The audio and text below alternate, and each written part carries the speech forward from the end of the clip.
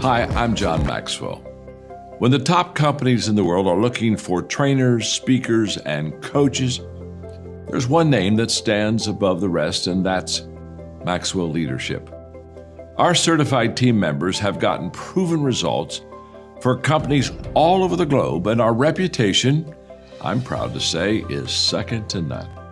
Some of our members have risen to the top of their profession, including the one you're going to meet today. I proudly introduce you to my friend Bob Fabian Zinka.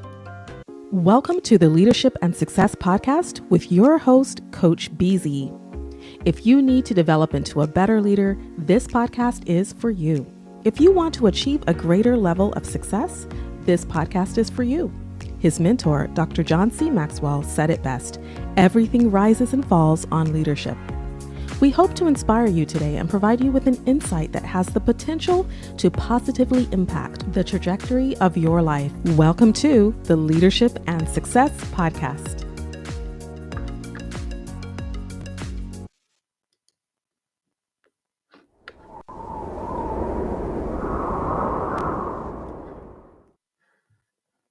Imagine gaining the leadership skills that could redefine your career. Join Coach BZ on the Leadership and Success Podcast, where each episode delivers practical insights from world-class speakers, military leaders, and industry experts. We dive deep into what matters most: building resilient teams, leading through uncertainty, and navigating complexity with clarity and confidence. Every conversation is crafted for aspiring leaders like you who are ready to grow, lead, and make a lasting impact. Don't miss our powerful live sessions and recent highlights. Michelle Hayward on building diverse, high-performing technical teams. Ann Leslie on leading through global complexity and cybersecurity risk. Ron Carpenter AI exploring faith, resilience, and AI-powered leadership. Colonel Michelle G.I. Gardner-Ince on commanding influence from the battlefield to the boardroom. Chris Robinson on shifting from drift to drive in life and leadership. And Coach Enrique Acosta Gonzalez on mentorship, legacy, and heart-centered leadership. Ready to level up your leadership journey? Tune in on Spotify, Apple, Audible Podcasts, YouTube Live, and LinkedIn Live. Join the movement toward leadership excellence. Listen now and start transforming your success. Hello everyone, this is Coach Busy. I have a very special guest for you. Today is Sunday, July the 20th. It's about 6 p.m. here in California, and it should be 9 p.m. on the East Coast. So I have a very special guest for you for season 4, episode 35. We are live right now on LinkedIn, on YouTube. And if you have a question for my guest, please type your question in the comment section, and I'm gonna make sure we get your question answers. But also, please let us know where you are watching from, what city and state, or what country in the world. And today, like I say, I'm going to be talking to Ion, and please follow him, Ion Ghinda, on LinkedIn. And let me just take a second to introduce my guest today. So, Ion, from managing global banking operation at Global Affairs Canada to driving AI-powered transformation in public service training, Ion is not just building system, he's shaping the future of ethical leadership. All right. Oh, actually, this is not Ion. Oh, sorry. This is someone he wanted us to follow. Here we go. This is Ion right there. Ion-Mircea Ghinda. Okay. So Ion is not just building system. He is also shaping the future of ethical leadership, resilience, and innovation at scale. So you don't want to miss this. And with no further ado, let me go back here and, ladies and gentlemen, bring the man, Ion, all the way from Canada. How are you doing today, sir? Hello, Coach BZ. Can you hear me well? Hello. So, how are you today? Ça va très bien. Bonjour. Hello. I know Coach BZ also speaks a bit of French, or very well French. We spoke on together in French as well. I'm doing great. I'm actually enjoying attending this podcast and being on this episode 35 of your season 4 of the podcast. And hopefully, we can have a great conversation about leadership. So happy to be here. It's wonderful. Yeah, because one truth is leadership is universal, right? It doesn't matter where you are from and where you live. This principle we're talking about really are universal principle, and they will take effect, and you will see the result if you do put them in practice. Now, you have a very interesting story. Can you take us back to the very beginning? What inspired your journey into public service, and what keeps you grounded in the mission today? Yes, definitely. So I thought about joining public service ever since I first did a co-op work term for Environment Canada. Now it's called Environment and Climate Change Canada, the government department that is in charge of Canadians' environment. I worked there in 2008 for a summer. I was a co-op student. So the co-op student, it's basically a program between universities and the government, which allows students to get work experience in either companies or the government. For me, it was my third co-op student. The first two co-op students I've done, the first two co-op terms, I've done them for Alcan, which used to be one of the Canada's largest companies, and then it got acquired by Rio Tinto, an Australian group.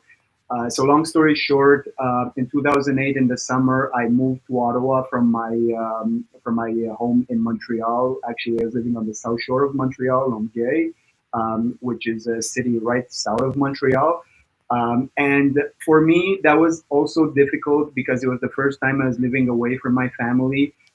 But I also had an exchange semester lined up in Paris, so I knew that I needed this as a stepping stone to live on my own for a summer and learn about how to work in the government. Now, when I started working in the government, I realized that the purpose of Canadian government and governments around the world is to focus on serving the citizens of the country. So to me, the journey in public service started with learning the purpose of public service. And then when I came back as a full indeterminate employee, so full-time indeterminate in 2012, after I finished the university, and I had a quick 2-year stint in the this startup environment in Montreal. I was working in accounting. I joined the government again in 2012, and I realized that there is so much change happening in the government, mirroring the big changes that happen in the private world. And there's a lot of room to lead and to change, and that's what passioned me ever since. But one last thing I would like to mention is that when I left the startup companies to join the government, the CEO asked me, what's my purpose to do in the Canadian government? Why am I going in the Canadian government? And beyond serving the public, I also mentioned to him that my passion is learning different languages, is traveling abroad from the point of view of learning different cultures and, interacting with people from around the world. So that actually fueled my journey to study at Harvard, and then later on to hopefully, I went on a posting abroad in India. So it all kind of came together for me. Thank you. Wow. Okay. Just to let you know, we have quite a few people. The comment section is on fire right now. So Wow, we got that's great. Eniola Odukale from Edmonton, Canada. I mean, sorry, California. We have Miriam Adam from Canada, and we also have Widima Kuana from Ottawa, Canada. Where are you right now in Canada? What city? I'm in Ottawa, so the Yeah. capital of Canada. Okay. Yes. So we have your people logging in. This is wonderful. The next question I wanted to ask you: you've served in diverse global setting from India to Ottawa. How have those experiences shaped your leadership styles? Well, it definitely brought color to my leadership style because interacting with different cultures and being in leadership positions in different countries, but also in the I would say follower positions. Like we don't always have to lead. We also have to be able to be good at taking instructions from others and sometimes even suggesting to our managers what is the course of actions that we believe should be taken, whether those decisions are taken or not is the prerogative of the manager. However, we have all of us a very key role in leadership, whether we are the person who is at the helm or we are the person that is helping make the dream come true or the work get done or the services getting provided. We all have a role. So working abroad, I realized that there are definitely different characteristics that are influenced by different cultures, and being mindful of the cultural characteristics of each employee is a key to success. Wow, that is quite insightful. So, in your role at Global Affairs Canada, you've modernized complex banking operation. So, what does strategic financial stewardship look like at a national level? Well, I would say it's being able to be at the forefront of the changes in the financial world and also seeing how the technology plays a piece in what we're doing to improve our efficiency and our effectiveness. Again, we have to remember why we're there. We're there to provide services to the Canadian as an ultimate purpose, but we also have sometimes to provide services internally. We also have to provide, um, advice to senior management. So whatever the role is of our work in the organization, we have to make sure that the technologies and the stewardship and the governance are adequate to achieve the purpose. So, for example, when I was working in internal audit, I was able to bring technologies in, such as data analytics. We had a software that's called ACL. I had a mentor, Mr. Dave Kader, who was able to teach me the software. He would organize sessions for public servants when he was with the Office of the Controller General. Then later on, he was my mentor on specific projects. I worked with him also as a consultant, managing him and his team to provide some data analytics for the contracting audit that I worked on in 2018. Talking about, for example, in the banking environment, we were working on implementing the new ISO 20020 standards. We were working on modernizing the form that is intaking the vendor information for new vendors and vendor changes. It was built on a PDF infrastructure, and we were bringing it on a different infrastructure so that it has better interaction with our financial system. When I was in Delhi, we used technology, for example, to build visualization tool that was helping our clients in missions abroad, which are Canadian embassies and consulates. So they would get up-to-date data and stats on their error rates and how many transactions they were processing. They were able to look at that with their management and compare between different embassies to see what are the weak points. So all that kind of technology infrastructure, I was helping to implement, but I also had strong teams behind me that were actually collaborating together to make the solutions happen. So I was never able to do something all by myself. I always needed to rely on my team members, and also sometimes I had to actually do some of the work myself. And I'm not shying from doing the work and also like Yes. outlining my opinions about that. Mhm. Wow. So really you're talking about leadership and influence and working together for a greater goal. So what about during times of crisis? Tell us about managing financial continuity during the COVID-19 pandemic and the Kabul evacuation.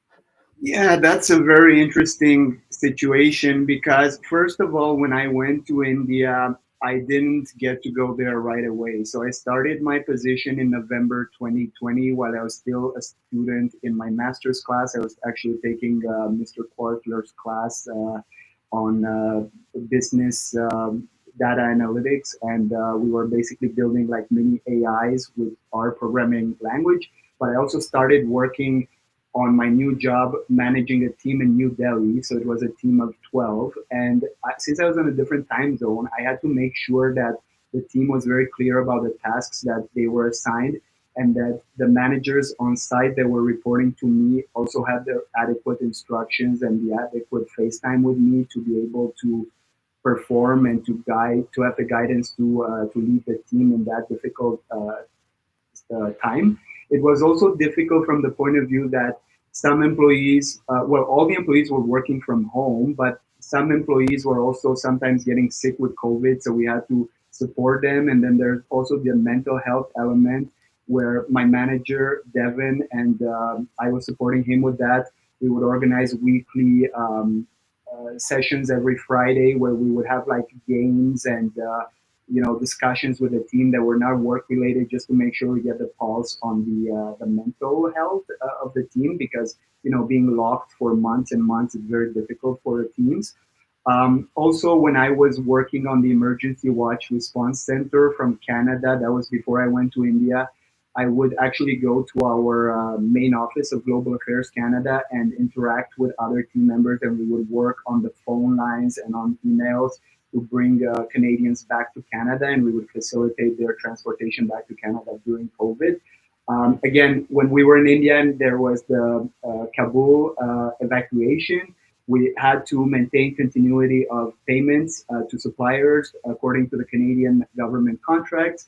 So we were having good legal advice from our headquarters. We had to interact with the staff that got relocated to Canada to get certain approvals, certain banking access. And then we were, with the team in New Delhi, able to actually provide the services to make sure the payments got out to the suppliers that needed them. So it was juggling a lot of different things, but also with the final goal in mind and keeping on track.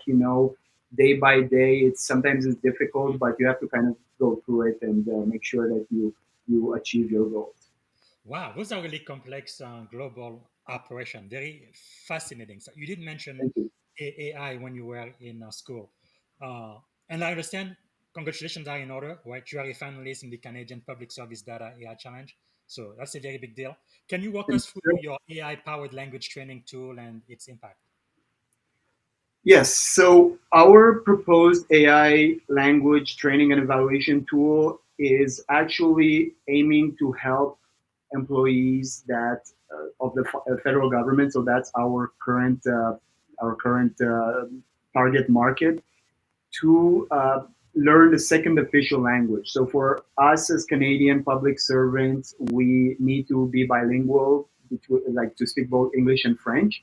So there is currently a big need of training in various sectors of the government in order to achieve promotions, but it's not just about the promotions, it's also about being able to provide Canadians with bilingual service and to be able to interact with our colleagues that are francophones or anglophones. So it's actually aiming to solve that problem. Now we're using, first of all, a database. So the database that we used as the main database was a database of mock exam questions, because the way it works is 3 exams, 2 are multiple choice and 1 is oral interaction. For the 2 exams that are comprehension and writing, it's multiple choice. So there is actually mock exam database which presents synthetic data, and then we can use AI to actually generate new questions, generate learning plans, and then we also have in our roadmap virtual tutor that would allow people to interact and do learning with an AI powered tutor. And we would also try to help sort of reskill certain employees in the federal government to be able to help with certain learning tasks. So for example, certain language experts that we spoke with said that a lot of the learning for their schools happens in group settings, in class settings. So we're actually looking to use network platform concepts to actually bring people who are at the same level together in certain groups, be it virtual classroom or games, and then have them interact, but with perhaps a human teacher or monitor present, so that they're able to have a flowing conversation and to actually learn at the best of their ability. Wow, that is quite fascinating. Now, I know that you all know CPA, CIA, CISA, and a master from Harvard University. So, what advice do you have for professionals seeking to balance continuous learning with leadership demand? Well, Coach BZ, I noticed you're a CISSP, which is very similar to CISA. So, for those who don't know, Certified Information System Security Professional and Certified Information Systems Auditor, they have a big overlap in the security part. About a third of the CISA was about IT security. Um, my master's at Harvard was about management, but I also had two certificates that I got, one in strategic management and one in principles of finance. Um, I have other designations, yes, with CPA, Certified Professional Accountant, and CIA, Certified Internal Auditor. Currently, I'm looking perhaps at getting the CFE, Certified Fraud Examiner, because I'm on the board of the ACFE Ottawa Association. Now, what I advise public servants and any leader in the world, because we're all leaders if we decide to be leaders, no matter what your role is. I would advise you to never stop learning.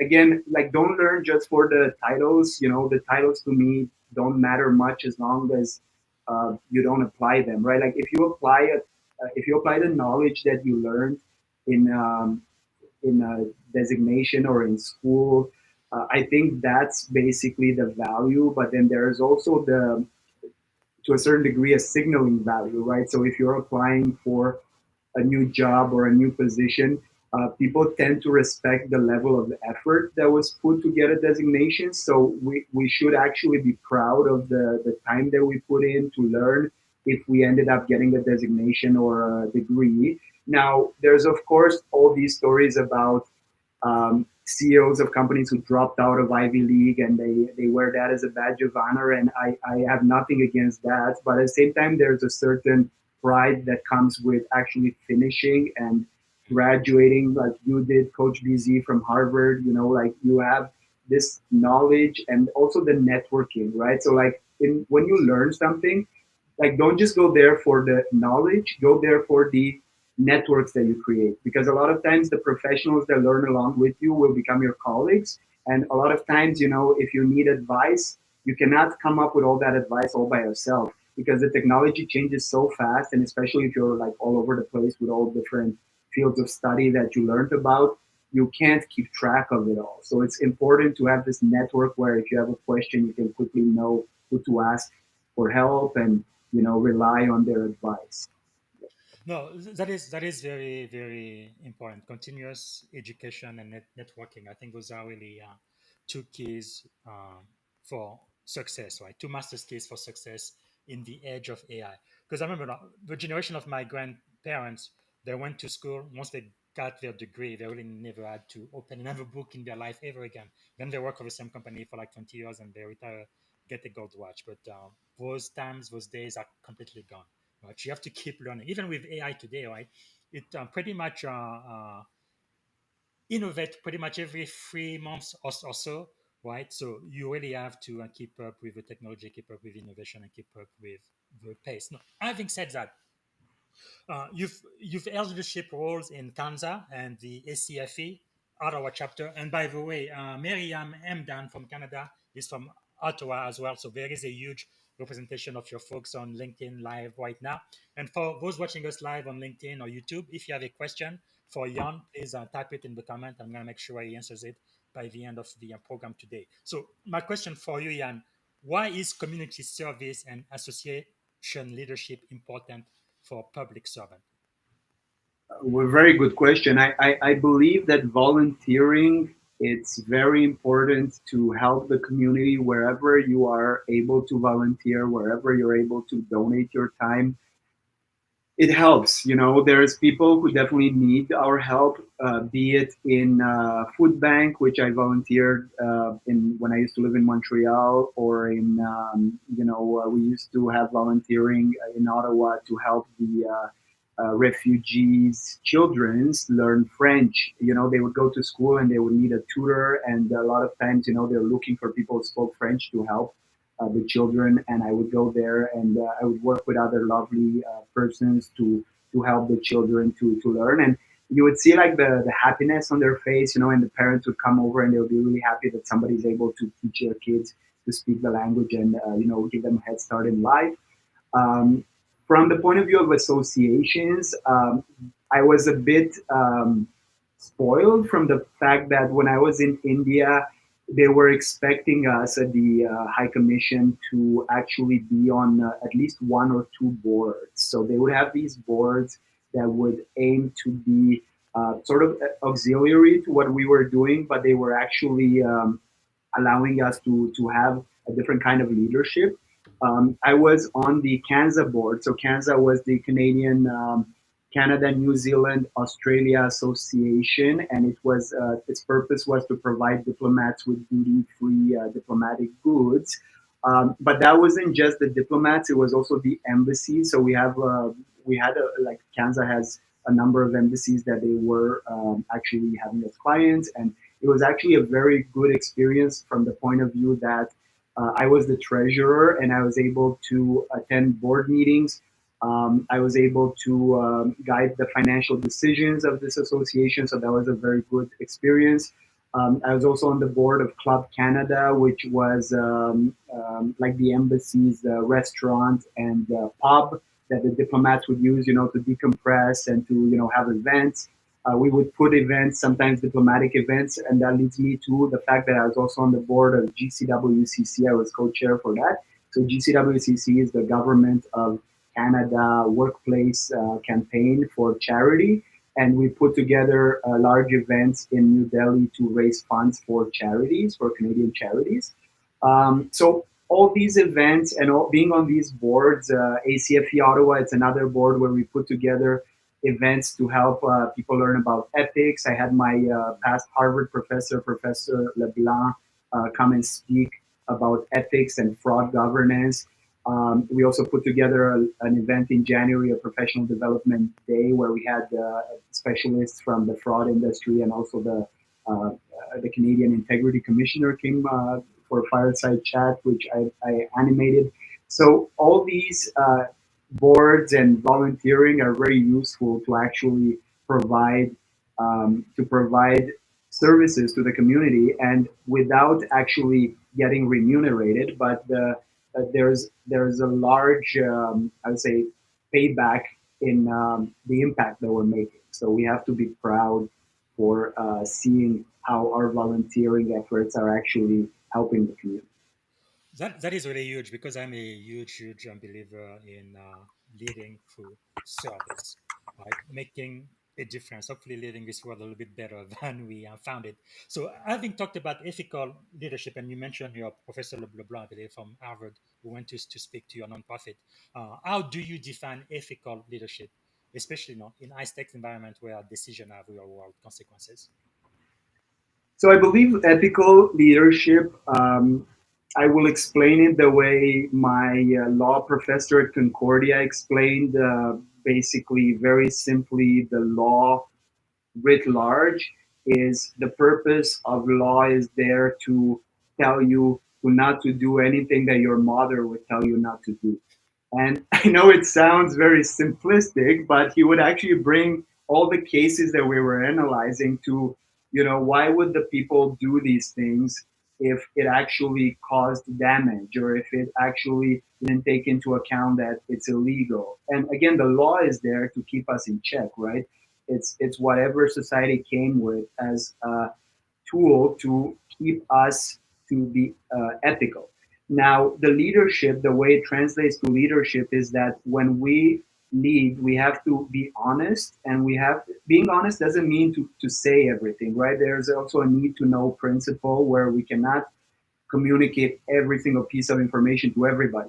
So sometimes we have to make decisions, who we're inviting to meetings or who we share certain information to. But whatever we do, I fully believe in as much as we can be transparent and as much as we can give all the information that we have. Again, taking into account that some information is private, and also explaining our decision, being able to always explain our decisions to anybody, because if we're keeping things simple and we're able to explain, then I don't think we can do anything that's unethical. Wow, that is very powerful. One last question I'm going to ask you for this segment before we move into the seven question I ask everybody who comes Yes, on sir. this podcast is, what does thinking globally but acting locally mean in your daily leadership practice? Yes. So thinking globally means that we have to be open to advancements wherever they are in the world. And we have to accept the fact that we may not be at the forefront of everything, but we should be having a critical mindset to understand what is out there that could help us And it takes a little bit of selflessness to have that, because if we realize that other entities around the world or other countries or other let's say in academia, other universities, I always hear certain, like, let's say you're a Harvard person, you're a Yale person, we like they try to kind of like have this rivalry, like in a friendly manner. But at the same time, if there's an advancement, let's say MIT came up with this AI molecule, like they used AI to come up with a molecule called halicin, which destroys most bacteria that it would have taken hundreds of years to discover without AI. Well, that's an advancement that happened in the United States with MIT, but now it's going to be the whole world who can apply it locally. And also, like, I was listening to Jensen Huang, the NVIDIA CEO, and he was mentioning that he would hope that the US stack of technologies used to create sovereign AI in various countries. So that means that if there's an advancement anywhere in the world, you have to think globally and you have to accept that, and you have to be humble enough to say, okay, well, let's not reinvent the wheel here if it's already available there. But once you're able to look globally, you have to think, how does it apply locally to your situation? And sometimes that means adapting things. Sometimes it means, developing extra elements to a certain invention or patent to fit your local environment, your local standards, whatever is the requirements locally, your local culture, for example. So that's how I see it. Thank you. Okay. Before we start the second segment, is there anything you would like to share? Anything on your mind, Jan? Yeah, so I was actually thinking of this before the call that I want to mention, and I don't want to forget. I think in leadership, one thing that's important, it's often overlooked, is the lesson from the Three Musketeers by Alexandre Dumas. And what they were saying, and again, the Three Musketeers were actually four because they had D'Artagnan. They were saying one for all and all for one. And I really like this saying because it actually implies that no matter who is the leader and no matter how large is the team, you should all act as a unit, as a together entity. And it cannot be dissent from the point of view that if you're having disagreement or dissent, that will slow you down. So I think if people keep that in mind, that would help them advance much faster, no matter what their role is on the team. Un pour tous pour un, D'Artagnan. Bien Très, très sûr, bien. oui. Merci. Now, we do have a question from Eniola, which is perfect. It's going to be the first question we ask for the second segment. It says, it's such a good time to serve in the Canadian public service IT space.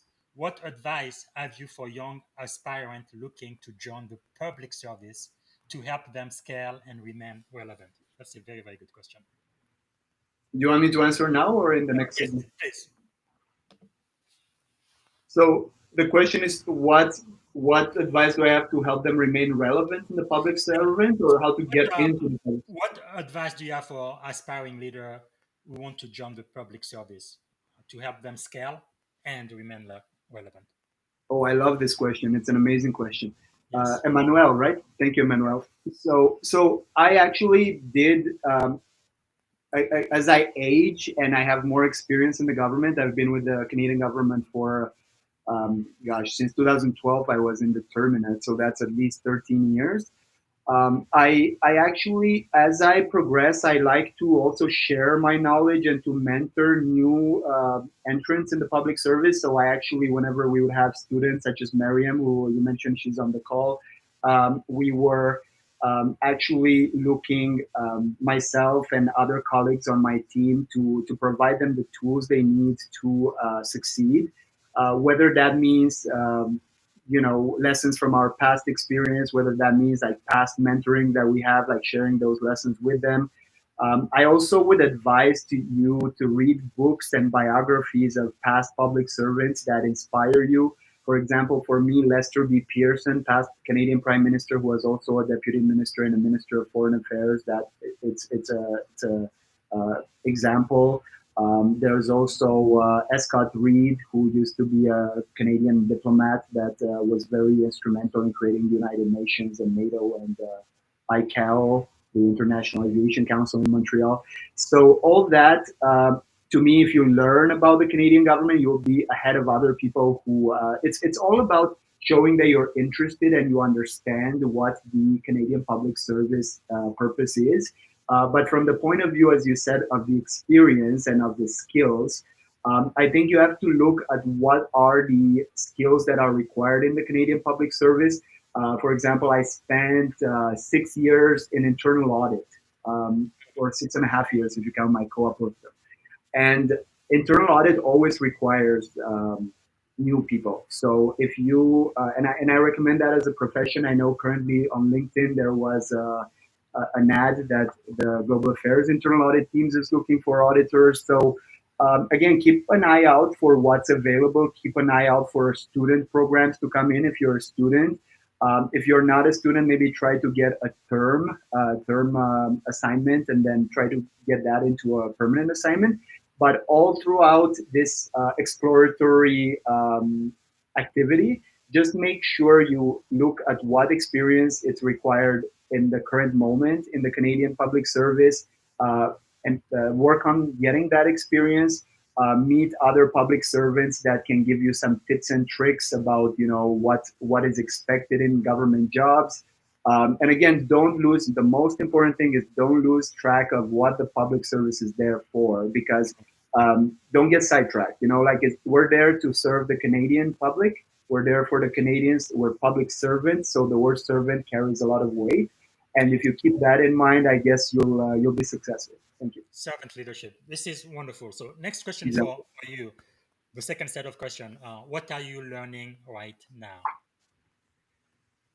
Well, I'm learning a lot about AI. So I actually I read the book of Henry Kissinger, who used to be the U.S. Secretary of State. He passed away at 100, but before that, he was a mentor for Eric Schmidt, who was the CEO of Google.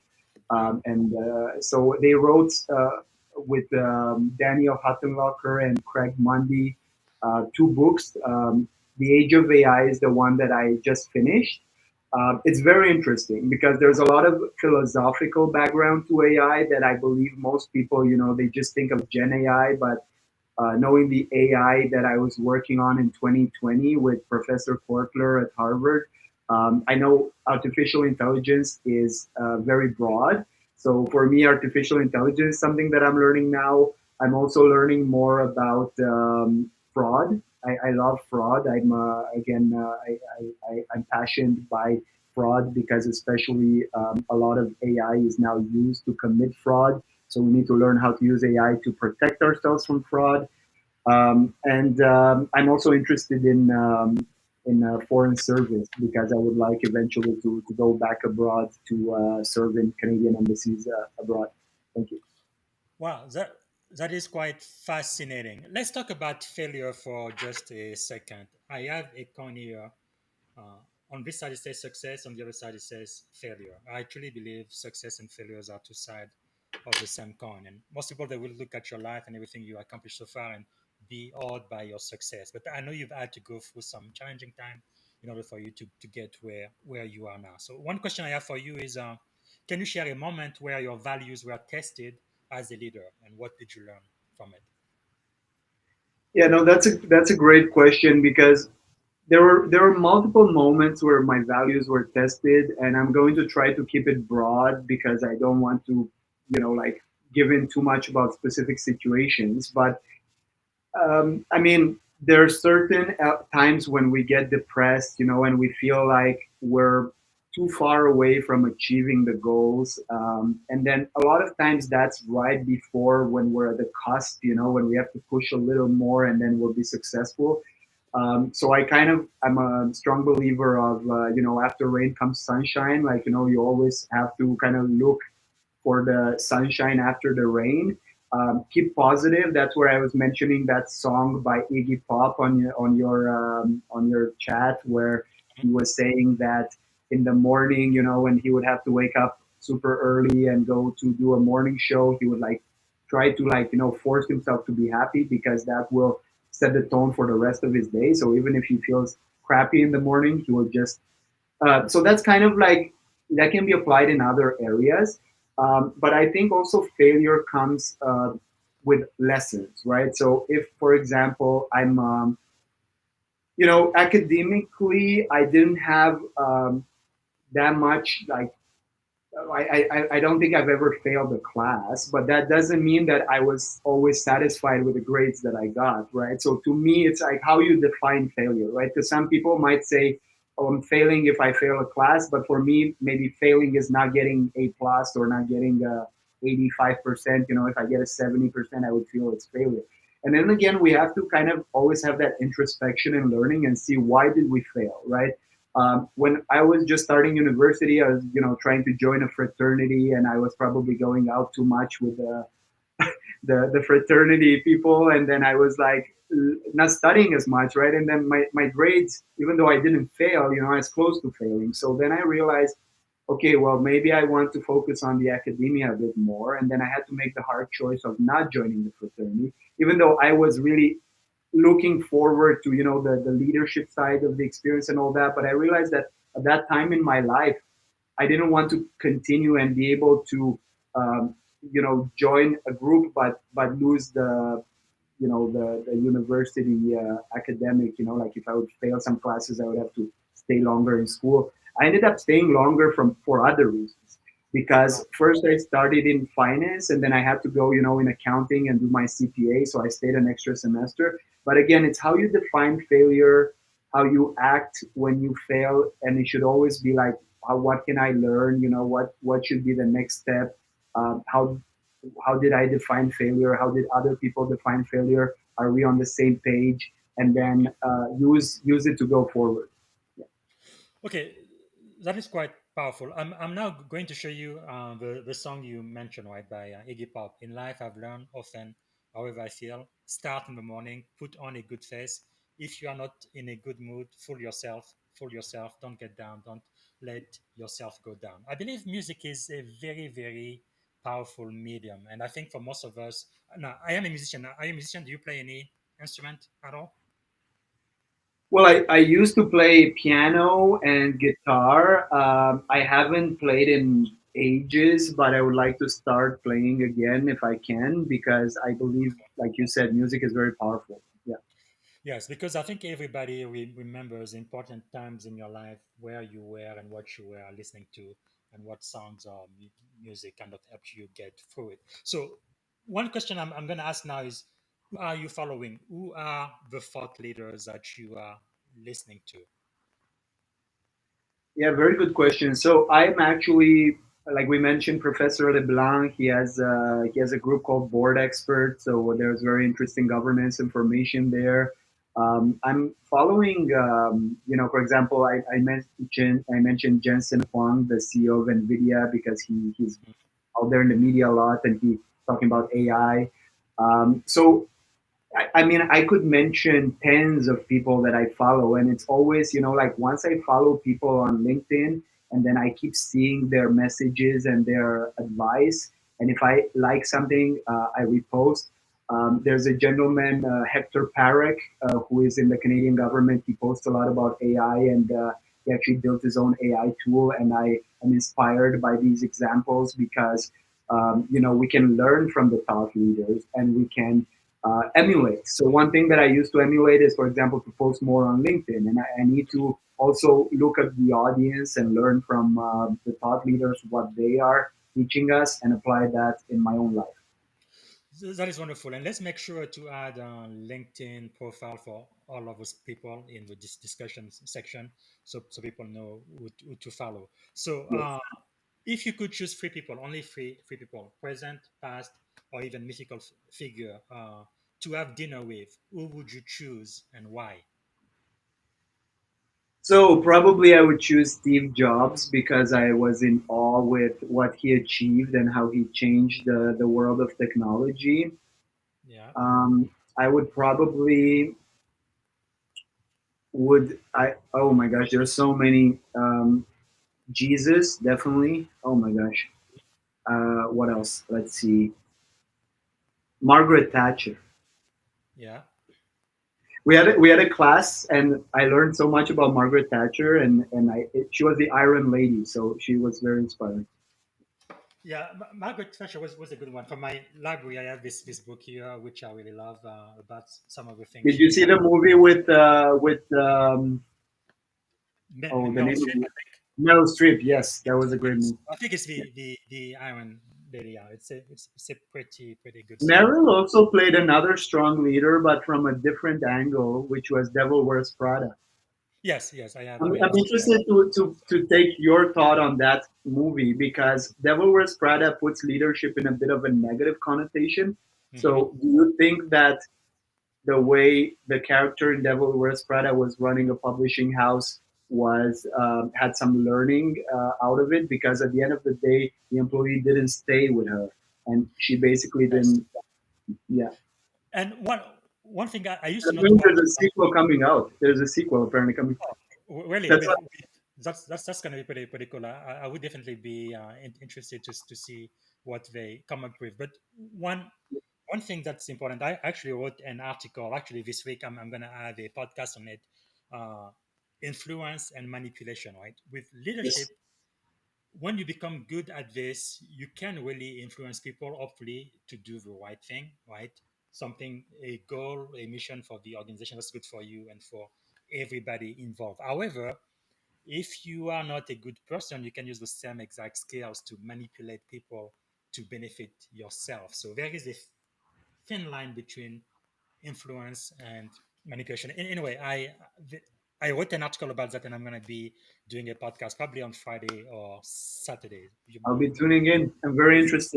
interested to hear your thoughts on that. Thank you. So, what books would you recommend? Well, I guess a very little known book that to me encapsulates the out of the box thinking and explains a lot about the certain hierarchical quandaries nowadays is Peter's Principle. So Peter's Principle is a book that is written half in jest, but not full in jest like Murphy's Laws, and it talks about um, the hierarchy in organizations and how people sometimes advance too fast and then they're unprepared for their position and then they get stagnated at a certain level. It also speaks about the ends of the spectrum. So I think it's a very interesting book. Um, So, Another Peter's book that I would Principle, recommend. Yeah, Why Things Always go Go ahead. Wrong by Dr. Lawrence J. Peter, right? And Raymond Hall. Yes, and it's written in 1969, but I believe it's still relevant today. Wonderful. Yeah. What else? Well, again, The Age of AI, this book that I just read, I think it's fantastic to learn about AI and what AI means. Um, and let me think. You said three books, right? Well, just a couple is fine. And for Well, for me, example, with the AI, yeah, the just Handbook of Governance by Professor LeBlanc. It's a great book if you want to learn about governance because it's got like articles from well, it's basically a collection of different chapters that are written by experts in the field on specific topics. So if you want to learn about governance writ large, then you have chapters about AI and governance, about security, about auditing. So you can learn pretty much the whole topic of governance through this book, and it's a very voluminous book, and I believe it's in the third edition now. So when we were wow, taking the class at Harvard, the professor was actually telling us which ones are his favorite chapters, and like how we can apply it to the business world. And he was giving us examples. He was bringing, for example, Andrew Fastow, who was the CEO of Enron, and he got in prison after that, and he spoke to us. So I was like in awe. I think it's wow, that is quite powerful. What about podcast? Any podcast you're listening to? You think my audience should subscribe to? well, so the gag files I really liked. Again, I love listening to podcasts. Your podcast is amazing. Thank you. I actually all the podcasts that interest me. So the reason I mentioned gag files is because it explains our Department of Foreign Affairs, our mission. Again, I see that they haven't posted in a while, but all the episodes that are there are very solid and very good to learn about how Canada is operating in the world and how diplomacy happens. And they're providing a lot of detail, again, detail that is public, but it probably is not known by a lot of people. So I think that's a very interesting podcast. Yeah. Okay, you've already mentioned the Devil Wears Prada and the Iron Lady for movies. Anything else you want to mention? And you also mentioned Oh, the Gandhi. So the Gandhi movie, I had to watch it for my one of my classes at Harvard, the Leadership through Literature and Film, and it's a fantastic movie because you learn how Mahatma Gandhi was able to have his leadership style was very different from a combative leadership style. It was very similar to what Nelson Mandela did, and it enacted a lot of change, and it basically created a brand new country based on his personality and his stance, towards yes. colonialism, and it's a very powerful example. Yeah, and Yeah, Ben so Kingsley was great in that movie. Mahatma Gandhi's leadership style remind me a lot of Martin Luther King in the 100%, 100%. non non-violence, and yeah, that's really powerful. Okay, six category on the second segment of our podcast. If you had one day and only one day to live, what would you have liked your final contribution to be? I would like to bring everybody together. So if there's people who don't feel comfortable to work with other people or to interact with other people, I just want them to realize that we're the sum of all the parts, and we have perhaps more things in common that things that set us apart. And I would like to use that day to set an example how people can work together in harmony. Okay, if right here and right now was your final conversation with humanity, what leadership truth would you want us to remember? I want everybody to remember that we're not just a cog in the machine, that we actually have a purpose. I want us to find that purpose. Again, sometimes I hear the phrase, I'm just pressing a button. But then that attitude actually means that what differentiates us from, an AI or a robot, right? If we don't have soul in what we do, and if we don't lead with our heart, and that's where I mentioned that Metropolis quote on the chat, because this quote, it says that the link between brain and your hands, so between your thoughts and your actual physical, brawn, like the contribution should be the heart. So if you don't have a heart, then you will make decisions that are perhaps unethical, perhaps not the best for your colleagues, perhaps not the best for humanity. So I believe the heart should be part of humanity and what everything that humanity does. Okay, we are getting toward the end. So, the last question for the second portion of the podcast is, you've been so generous with your time. You've shared so much about your experience. How can myself and my audience add value back to you? How can we make a difference? Well, you're already adding value just by being there, Coach BZ. I believe you are an amazing inspiration to me and to others. I believe that you, just by letting people know who you are and your show, can add value by allowing people to learn more about experts through other episodes of your show. So keep doing what you're doing. I think you're doing a great service to humanity, I guess.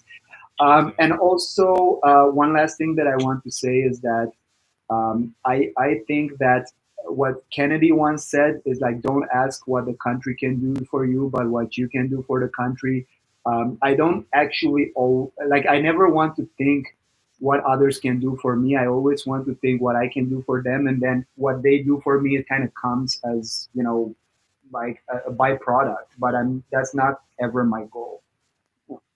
Wow. Very powerful. Thank you. Thank you so much. Okay, now we are toward the end. So, what I'm going to ask you really quick is, what is the most rewarding aspect of your life experience so far? Now, you are relatively pretty young. We talked earlier. You are about a dozen years or so younger than me, but you are not 17 years old No, yet. I'm in my 30s, like my late 30s, but Exactly. yes. So, with the experience you have so far and the leadership opportunity you've had and you've done very well, what is most rewarding for you right now?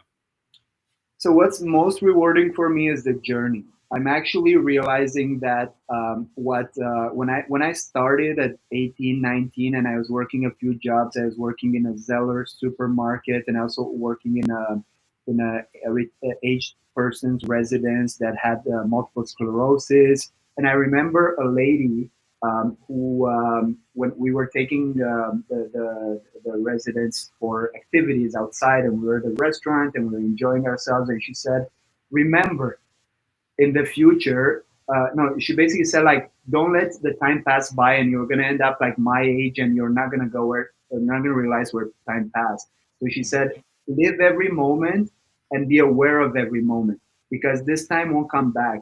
And if you don't think like that, then you will realize the time will pass so fast that you won't be aware of where it went. So that lesson stayed with me, because I think if you live in the moment and you're not kind of like, 10 years ahead, and like, it's okay to plan and it's okay to reminisce and to learn, but try as much as possible to live in the moment and try to be there in the moment, because you won't have this moment again. So make the best of it. That is powerful. Slow down and smell the flowers. Yes, Yeah, that sir. is that is great. So, if you could go back and give a piece of advice to your 17, 18, 19-year-old self, standing at the edge of this incredible career you've had, what would you say?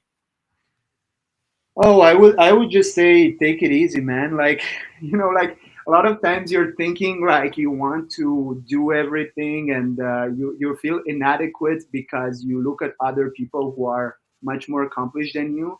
But at the end of the day, you have to realize that whatever point you are on your journey, you have to look at the benefits too, right? So when you are 18, you probably don't have that many responsibilities. You have a lot of free time. Again, take it easy and enjoy the scenery. Learn, read, It's powerful. make friends, make connections. Again, don't dwell too much on the things that you don't have, because then you get depressed. And I remember I had mentors in my college at Dawson College who were telling me that back then. They were saying, make a list of all the things you've achieved. And I was only 16, 17. And I didn't like, I still made a list and I achieved a lot by then, and then I felt better, and then I brought a flower to that lady who was my mentor, because I said, you are really giving me a powerful lesson. Why am I depressed if I achieved so much, So Wow. it's always, yeah, That is awesome. And something you said is really key. Do not compare yourself to others. You have your own journey. Basically, the only exactly. person I compare myself to is the person I was yesterday. That's the 100%. person I am 100%. really competing against, but nobody else. That is powerful. Okay, really quickly, we are getting toward the end. Three adjectives that describes you as a child. Don't think too much. Three adjectives. Okay, talkative, intelligent, and mischievous. Okay, what about as an adult? Anything has changed? Yeah. I would say more thoughtful.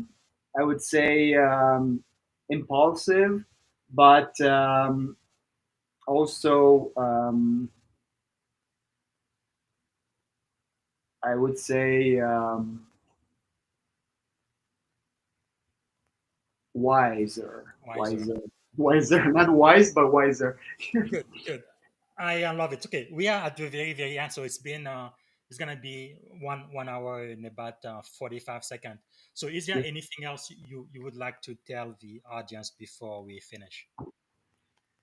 Well, I would just like to tell them that I thoroughly enjoyed this experience. I hope they considered the time listening this helped them, and I would love to repeat this experience if possible. Come on your next season. I'm sure you'll go on for many more seasons. So Absolutely. And I I understand you are writing a book, right? When is it gonna be well, published?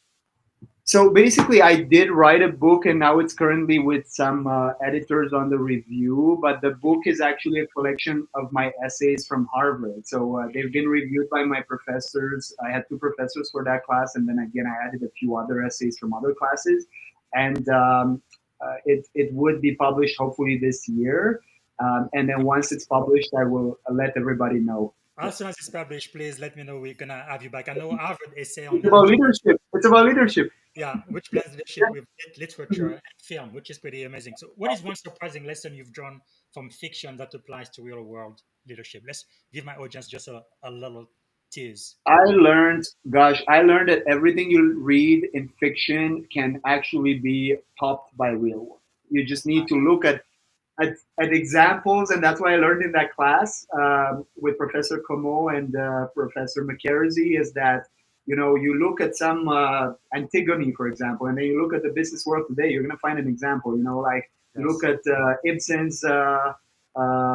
What was the story with Nora, and then again you look at Martha Stewart, and bam, it's the same story. So Yeah. it's like putting these concepts together and learning from the past, the fantasy or the movie with Gandhi that we mentioned, and how that applies to the current leadership.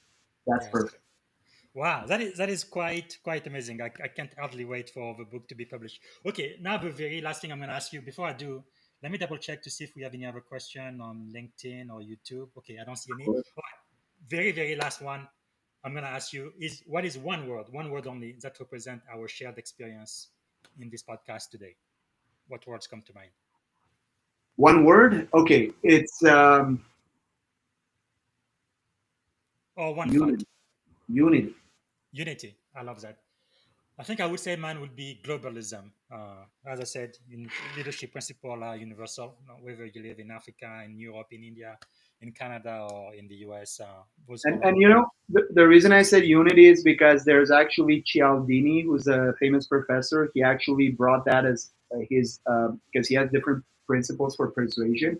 And then when he redid the book, he actually came up with the unity concept, which means that we're actually together as part of a group, and that's bringing us power. And I think we talked about that throughout, so that's why I said that. Yes. That is wonderful. Thanks so much. We've gone over by a couple of minutes, but thank you so Thank much you, for your Coach time. Bize. It's been a pleasure. Yes, I definitely look forward to having you back here, Jan. Absolutely. Thank you so much. All right, everyone. This is it for today. I hope that you've learned something from the time we've spent today. I would be very curious to know what are your three takeaway from this episode and what is one leadership insight you are applying this week. If you can type it in the comment section, I would be very much appreciative. And also, if you can tag a colleague, a junior officer, if you are in the military, or a teammate who could benefit from this conversation. So, like the event, repost and add your comment, and I really much appreciate that. And I will be back here tomorrow morning. I will be back here around 6:30 a.m. Pacific time, 9:30 a.m. Eastern time. And what I'm going to have, Jan doesn't know it, but I'm going to have my AI agent give a 10-minute summary of our 1 hour interview. So if you don't have time, you're very busy, you don't have time to go through an hour-long podcast, my AI agent will give you the 10-minute summary, absolutely what you need to know. So until tomorrow, have a wonderful night and see you. Thank you for being here. Thank you for listening to the Leadership and Success Podcast with your host, Coach BZ. If you like what you heard, please subscribe to our channels and come back for more wisdom nuggets on how you may develop into a better leader and achieve greater levels of success. Leadership is the most critical skill. The world will always need leaders to lead others, deploy the next disruptive technology, or execute a business strategy. You may as well decide on counting yourself among the 21st century leaders. See you right here next time on the Leadership and Success Podcast